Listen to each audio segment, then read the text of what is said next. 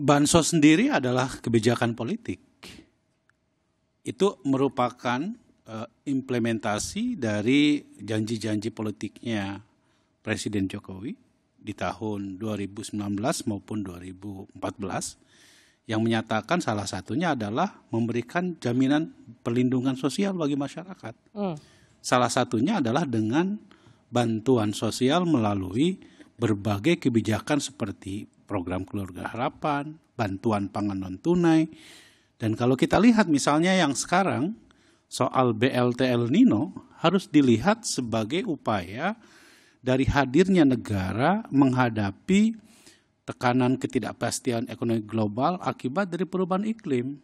Makanya kebijakan tentang misalnya bantuan beras itu harus dilihat sebagai upaya untuk melakukan stabilisasi harga. Tadi disebutkan oleh Mbak Diah, di tengah misalnya kemungkinan naiknya harga beras, maka dengan adanya bantuan sosial beras kepada masyarakat, maka ini akan menjaga stabilitas harga dan menjaga daya beli masyarakat gitu. Nah, jadi maksud saya begini, sebagai sebuah kebijakan, bantuan sosial itu adalah kebijakan politik dan itu dibahas bersama antara pemerintah dengan DPR di Komisi 8 nih. Saya sama Mbak Diah ini sama-sama di Komisi 8. Nah, yang menjadi pertanyaannya adalah apakah momentumnya tepat atau tidak?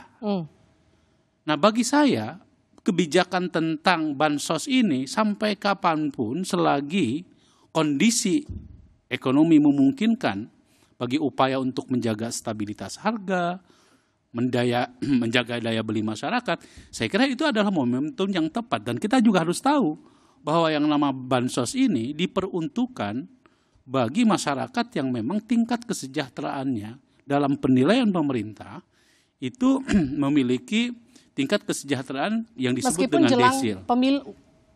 Ya, saya kira soal kebijakan bansos ini menjelang pemilu maupun setelah pemilu pasti tetap akan jalan. Karena bagaimanapun kebijakan ini kan sebetulnya sudah diputuskan sejak setahun yang lalu terkait dengan misalnya program PKH, BPNT, PBI, ataupun kebijakan-kebijakan yang lain termasuk soal misalnya BLT El Nino ini. Gitu.